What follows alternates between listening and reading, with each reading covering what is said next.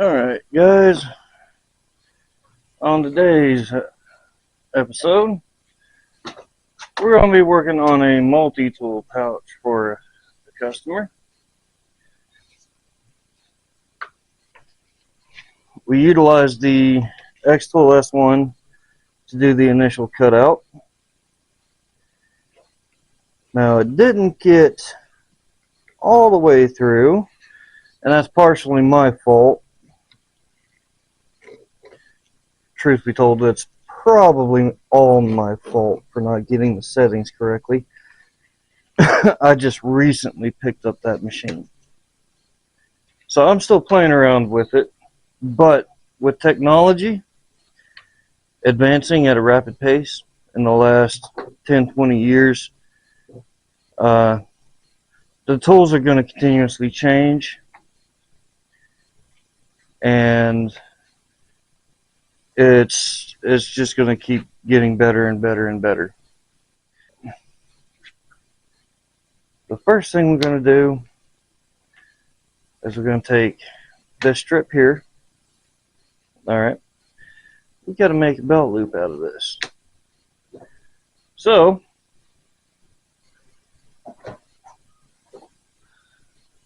we're going to take our fine handy dandy square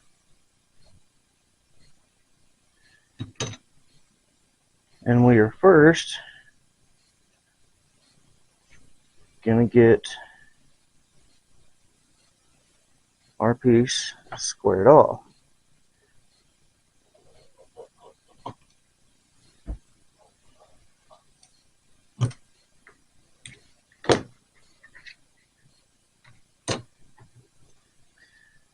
And then we got to figure out how wide a belt loop do we want.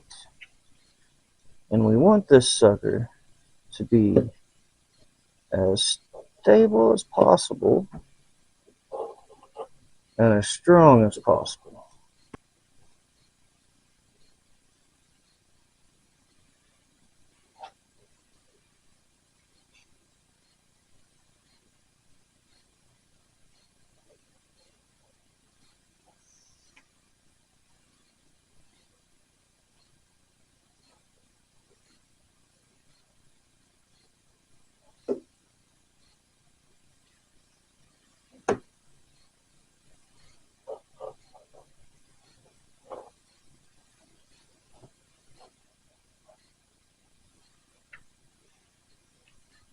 So when you're cutting, even if it takes you multiple passes to get through it, that is perfectly okay. It doesn't have to be perfect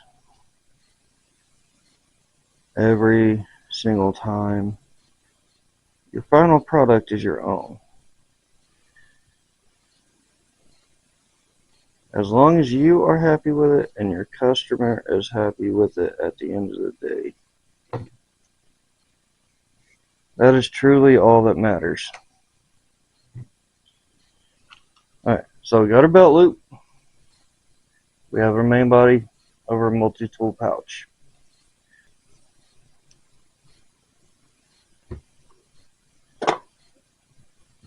Alright, now then.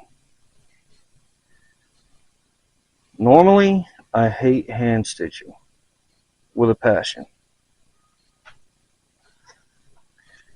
Can't stand it, don't love it.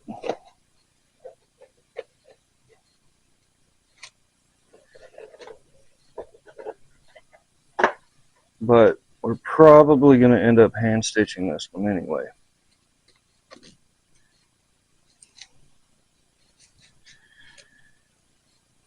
So, what we are going to do first, however,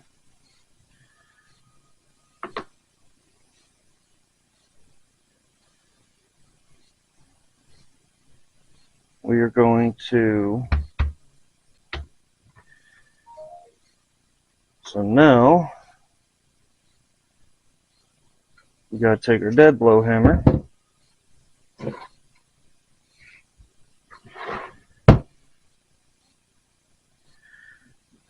we're going to pop us in a couple of rivets. After, we're going to take our crappy Amazon El Cheapo round end punches and just show you guys the proper way to do it. There we go.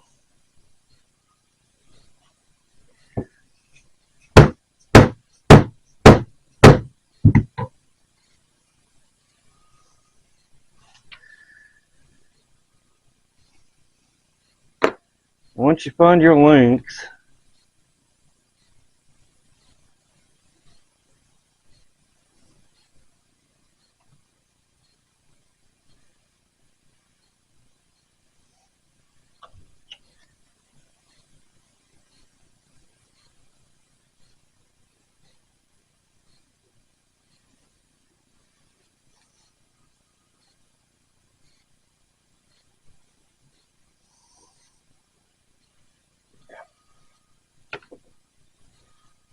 then you're able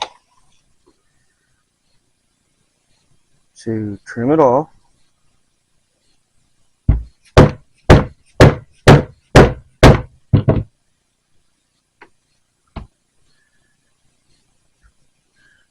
And there is your belt loop. Now,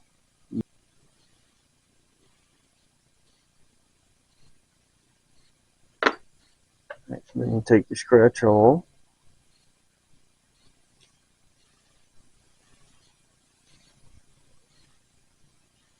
and mark your holes.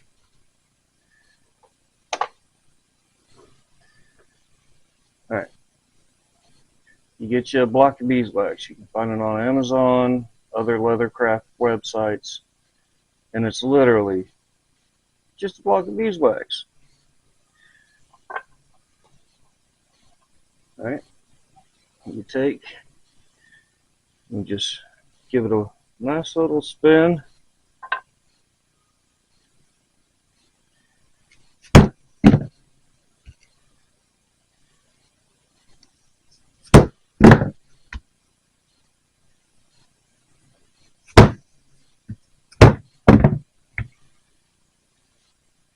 And it goes in and comes right back out.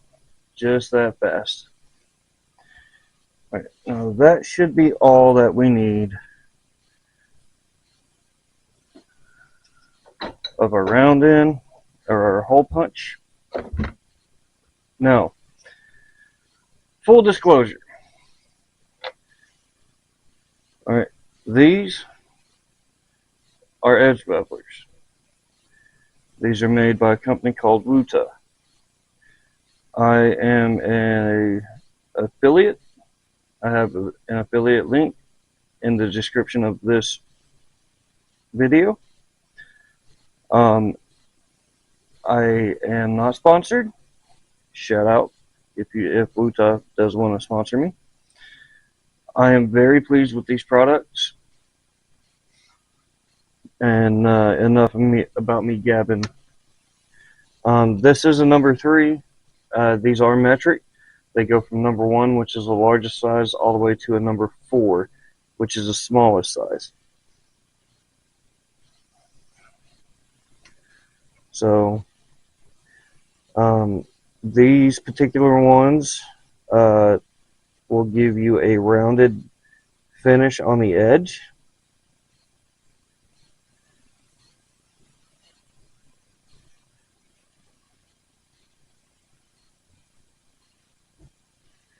And what you want to do is you hold your edge beveler at a 45-degree angle.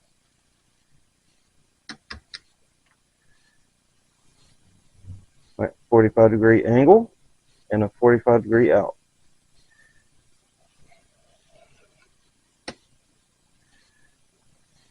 And on your rounded corners, they can be a pain in the butt sometimes.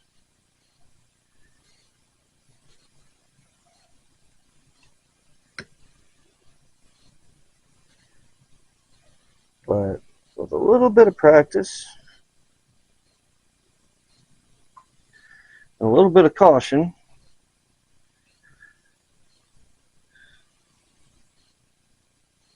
you can get them to look halfway decent. I don't think the camera can pick that up, but just take my word for it, it looks better than an unfinished edge of the coloration.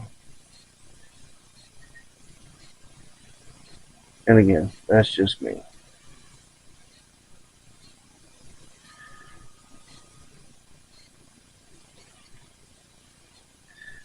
And remember to get your edges.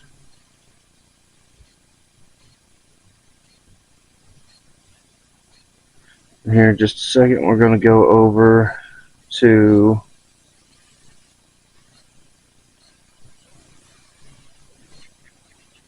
the drill press, and we're going to do a final burnish on these edges.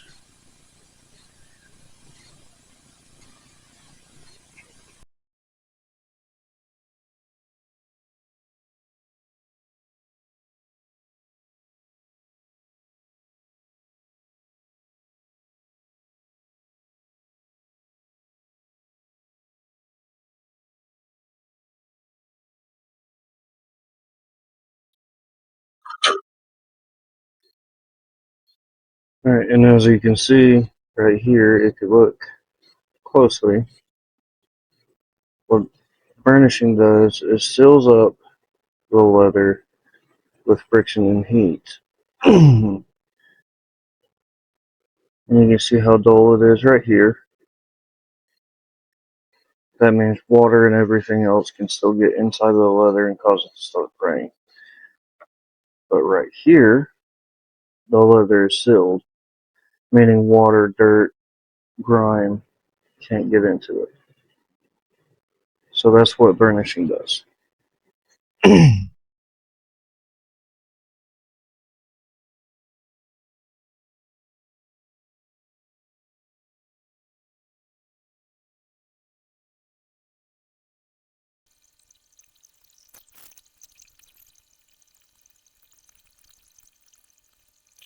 Final thing,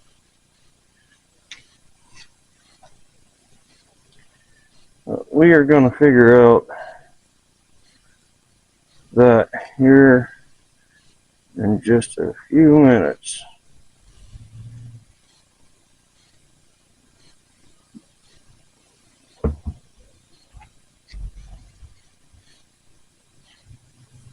But first, we're going to go ahead and get this belt loop put on first. So the wonderful thing about these types of rivets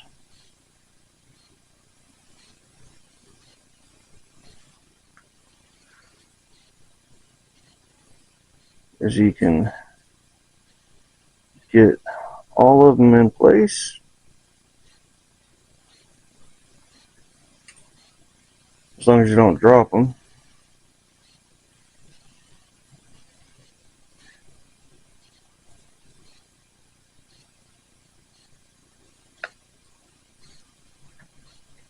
Just like that.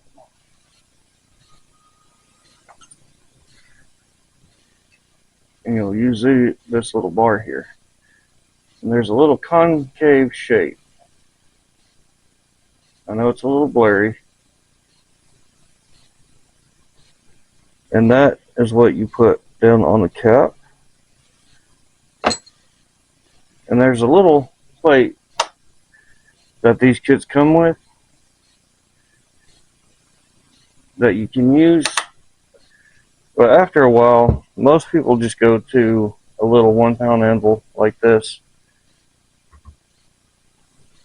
Things go by a lot quicker.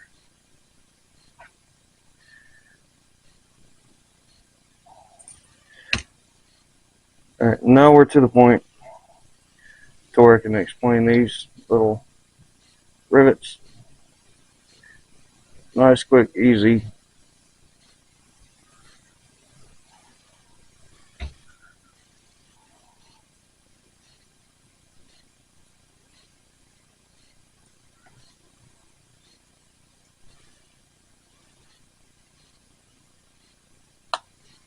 Like I said, you just snap them in place, and then you start whacking away. And it doesn't take much to get them set, and you want to make sure you stay straight up and down, and that way they're in place.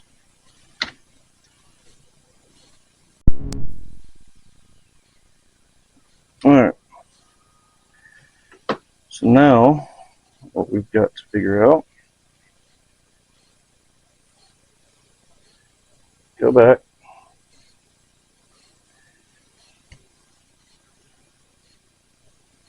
let these again,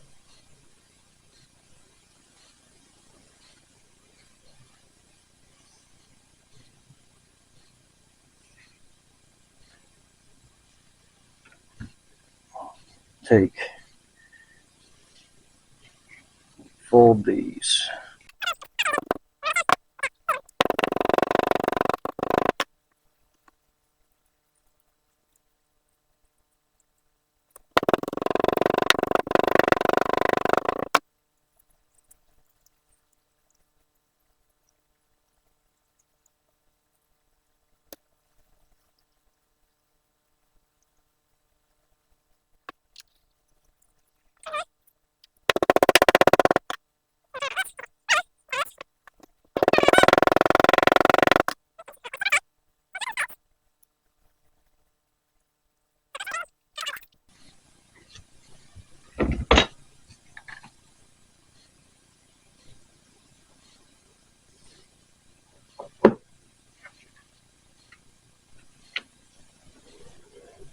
Gonna do a quick sharpen.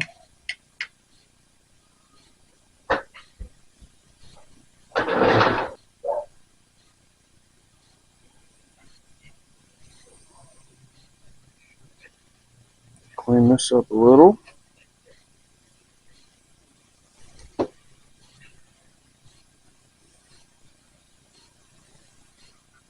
I think this is gonna work.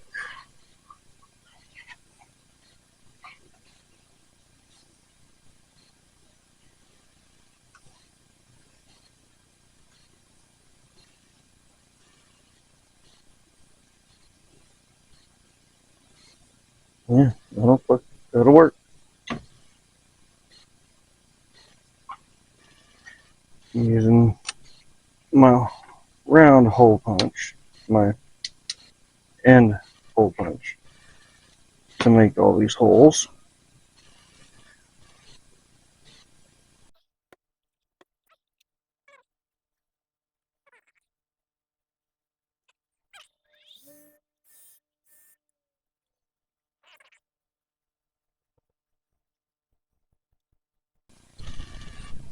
And you can never expect tools to stay sharp, ever. For those that are looking at my videos, thinking about getting into leather work, that's one thing you need to understand. These tools will never, ever stay sharp. You'll always have to sharpen your tools.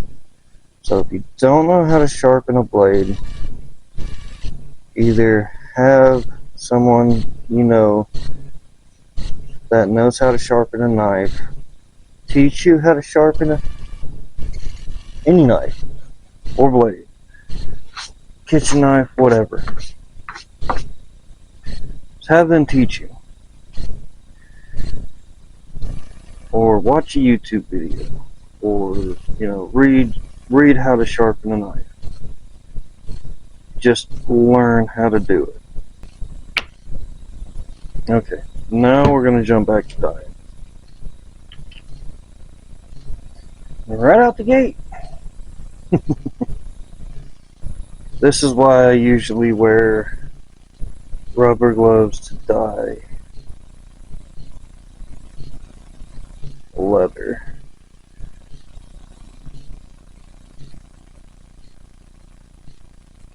Because the minute I don't, I get it everywhere.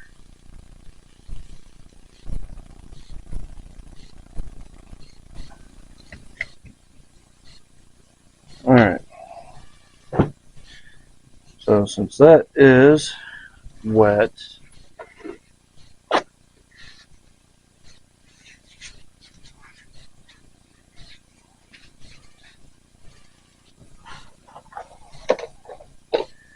and I am a little impatient today, we are going to continue to work on it. However,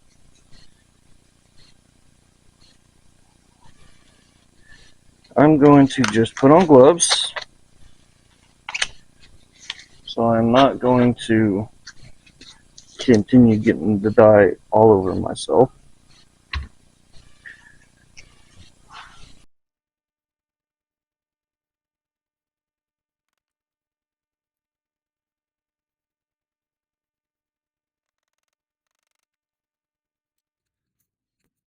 Hey guys, my camera audio ended up having a malfunction. So right here I ended up using my maul. It was the best thing I had on hand in order to secure the rapid rivets, snap rivets, cap rivets, whatever you want to call them. They have multiple names. You have to use the equipment and tools that you have on hand. It was a really tight squeeze, but you got to use the equipment to the best of your abilities in order to get the job done.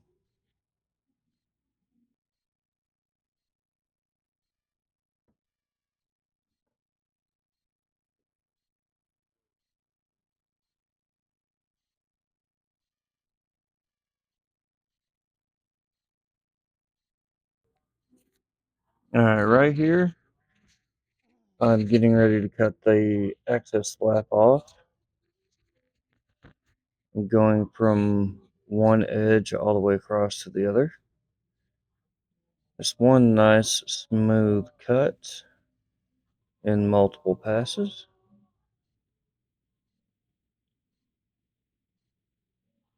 It never has to be made in one cut.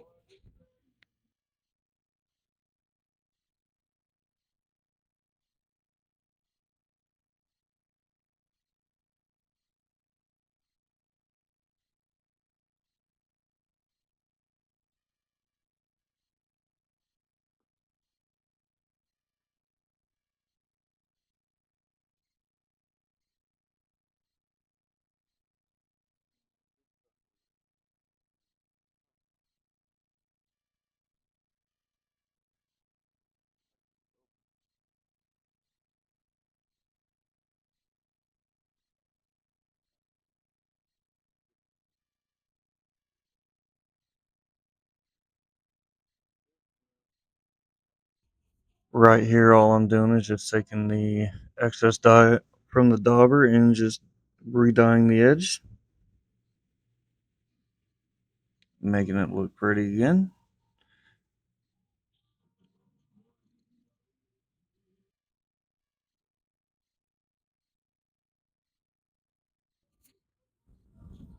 Now I'm taking my wood slicker and just burnishing the edges of the opening and making it look pretty.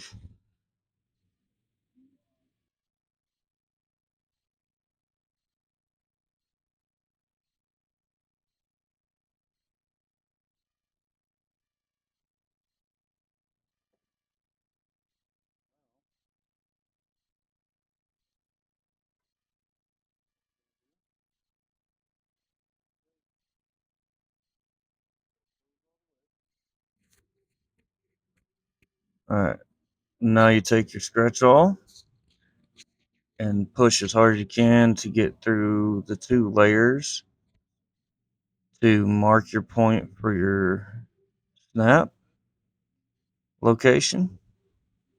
And as you can see, you got your 2 points.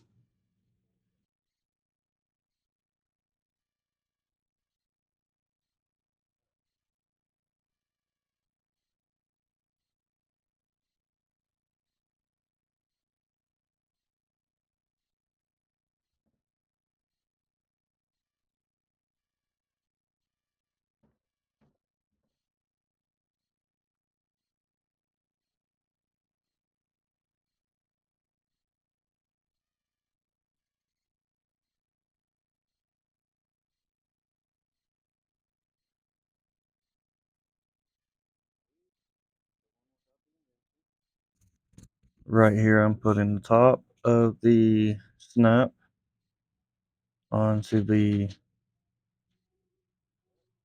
top of the pouch.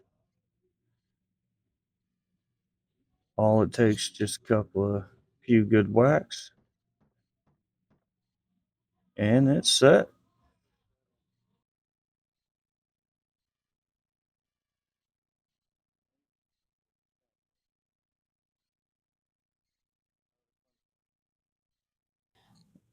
Okay guys, so right here I had to stuff the leather in as a backer to protect the back of the pouch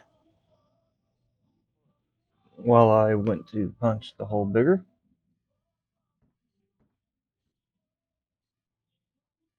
in order to receive the back of the snap.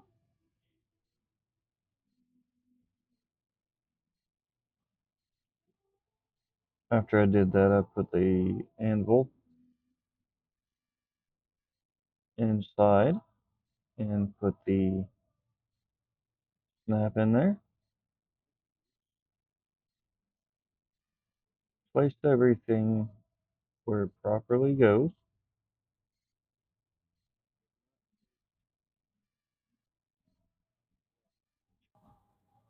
And then proceeded to get the snap in place.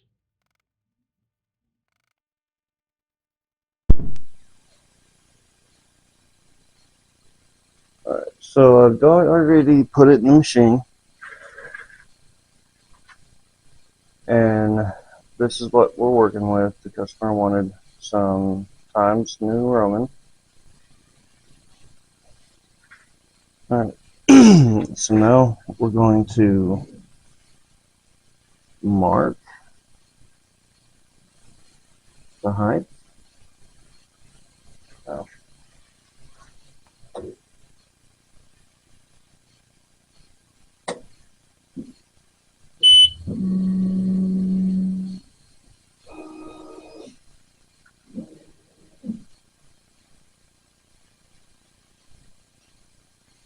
There it is.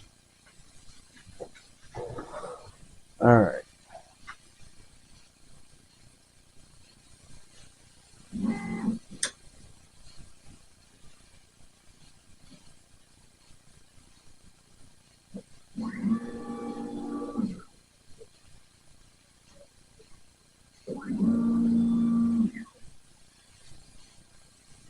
Okay. So now we're going to mark the area that I'm going to want to engrave.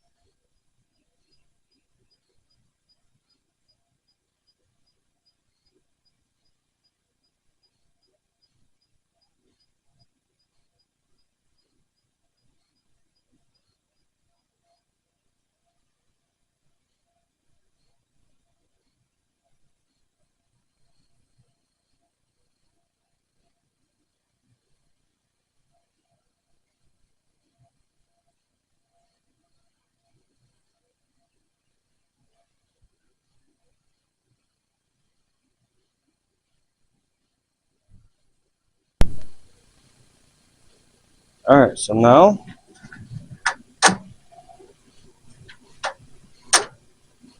we need to pick spot, which will probably be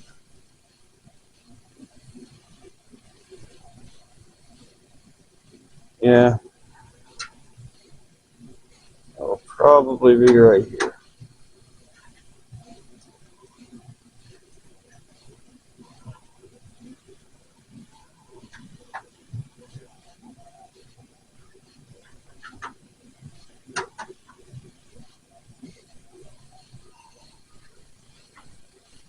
Yeah, it'll be right there. Alright.